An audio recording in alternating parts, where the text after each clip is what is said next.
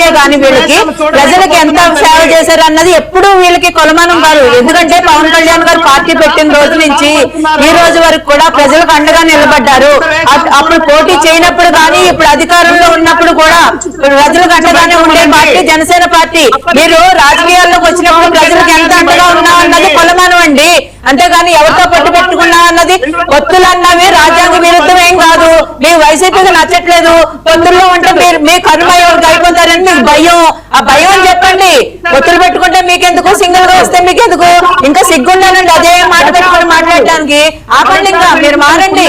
అదే మాట మీరు సింగిల్ గా పోటీ చేశారా, మీరు పొత్తులు పెట్టుకుని వచ్చారా, ఏంటది?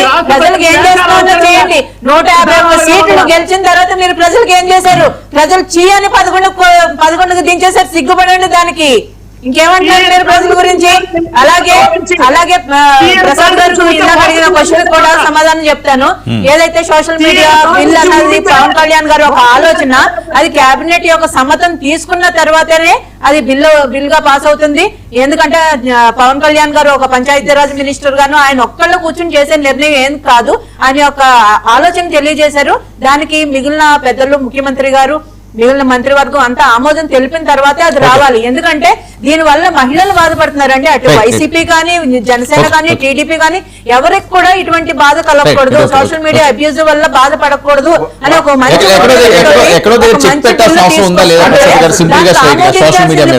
వైసీపీ వాళ్ళు ఇంకా ఎందుకు దాన్ని విమర్శిస్తారు? ఇప్పుడు ఒక సోషల్ మీడియా కానీ లేదా మెయిన్ స్ట్రీమ్ మీడియా కానీ abusive language cannot be tolerable. ఇప్పుడు ఒక మనిషి పేరు పెట్టకుండా ఇప్పుడు ఎందాక ఎవరో 10 మంది ఇచ్చిన ఐడియా అని నేను అన్నా. బట్ అది ఎలా ఉంటుందంటే డెలిబరేషన్స్ ఆర్ టాలరబుల్. బట్ వ్యక్తిగతంగా మాట్లాడడం ఎంతవరకు సమంజసం? ఇప్పుడు మనం ఇంట్లో కూడా మన స్పెసిఫిక్ గా తిట్టడం వేరు, ఆ 10 మంది నువ్వు కూడా తయారేమన్న దానికి వేరు.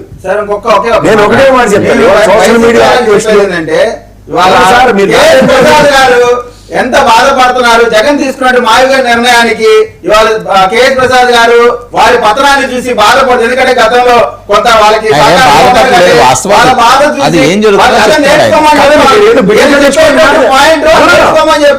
నేర్చుకోలేదు. నేను ఒకటే మాట చెప్తున్నాను, ఇవాళ రాష్ట్ర సార్వభౌమత్వమైన రాజధాని విషయంలో నేను మొదటి నుంచి దానికి శాశ్వత గజెట్ మీద నేను కన్ఫైన్ అయి ఉన్నాను. ఈ రోజు కూడా కట్టుబడే ఉన్నా. ఇప్పుడు రేపు పొద్దున జగన్మోహన్ రెడ్డి వచ్చి రేపు పొద్దున మావిగని మార్చడానికి మళ్ళీ ఆ బీజేపీ వాడు కనుక వేగి స్టైల్ అగైన్ నా పోరాటం ఇంతకు 10 రెట్లు ఉంటుంది. ఎందుకంటే కాస్ట్ ఆఫ్ స్టేట్ అవుతుంది ఇది.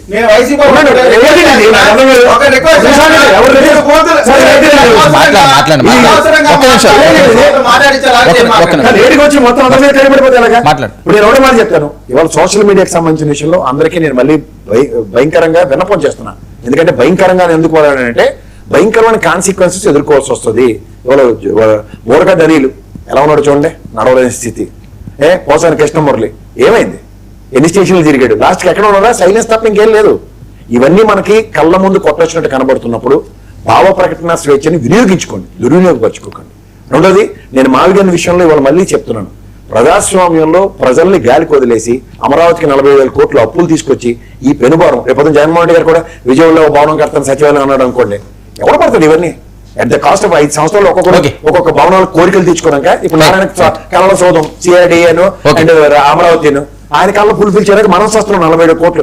ఐకాన్ టవర్ సూటిగా ఉంటుంది, దానికి ఎంత అప్పుడు చూద్దాం. అదే నినాదంతో మావుగానే ఆయన వెళ్తానంటున్నారు, లేదా అమరావతి అని ఈయన అంటున్నారు. చూద్దాం ఏం జరుగుతుంది. ప్రసాద్ గారు చెప్పినటువంటి మాటతో ఎందుకంటే మనం మన స్వేచ్ఛని దుర్వినియోగం చేసుకోవద్దు, అబ్యూజివ్ లాంగ్వేజ్ మాట్లాడొద్దని